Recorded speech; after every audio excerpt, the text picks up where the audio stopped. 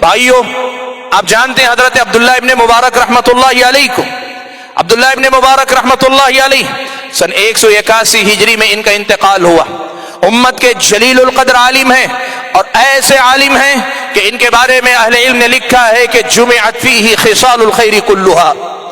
کہ خیر کی جتنی نیک کام ہو سکتے تھے ساری خوبیاں اللہ تعالیٰ نے اس بندے کے اندر اکٹھا کر دی تھی۔ وہ جہاد بھی کرتے تھے، وہ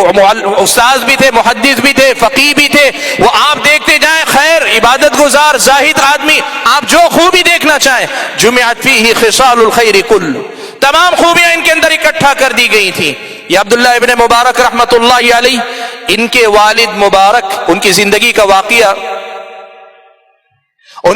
کا واقعہ لوگوں نے نقل کیا، ان کی سوانح لکھنے والوں نے نقل کیا، کہا کہ حضرت مبارک رحمۃ اللہ علیہ ایک غریب آدمی تھے، ایک کسان کے پاس ایک انار کے باغیچے میں کام کیا کرتے تھے۔ اسی حالت میں انار کے باغیچے میں اس کا مالک ایک مدت کے بعد آیا تو اس نے مبارک رحمۃ اللہ علیہ سے کہا کہ جاؤ میرے باغ سے کچھ میٹھے انار توڑ کے لاؤ۔ انار توڑ کر لائے، پیش کر دیا، انار پیش کر دیا، انار کھانے کے لیے اس نے توڑا، دیکھا وہ کھٹا نکلا،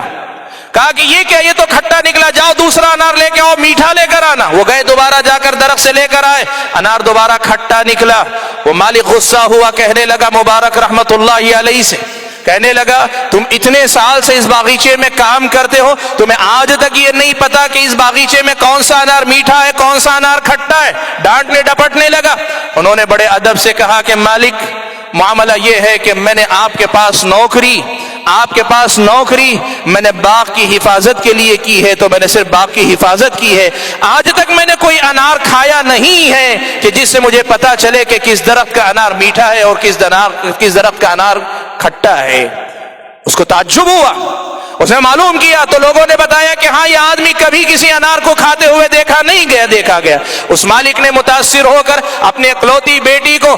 مبارک رحمت اللہ علیہ سے بیاہ دیا۔ اہل علم نے لکھا ہے اسی باپ سے اور اسی ماں کے بطن سے حضرت عبداللہ ابن مبارک رحمت اللہ علیہ جیسے لوگ پیدا ہوئے۔ حلال لقمہ آپ کی اولاد کی توفیق کا سبب بنے گی، آپ کے اولاد کے اندر خیر و برکت لانے کا سبب بنے گی۔ آپ نے امام بخاری رحمت اللہ علیہ کا نام سنا ہے، امام بخاری رحمت اللہ علیہ کی زندگی آپ نے پڑھی ہے، آپ نے سنی ہے۔ امام بخاری رحمت اللہ علیہ کے والد اسماعیل، اس لیے کہ محمد بن اسماعیل ہیں، اسماعیل جن کی کنیت ابو الحسن تھی، ان کے انتقال کا وقت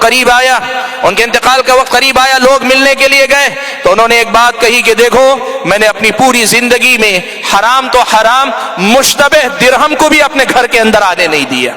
شبہ والے درہم کو بھی میں نے اپنے گھر کے اندر آنے نہیں دیا۔ بھائیو،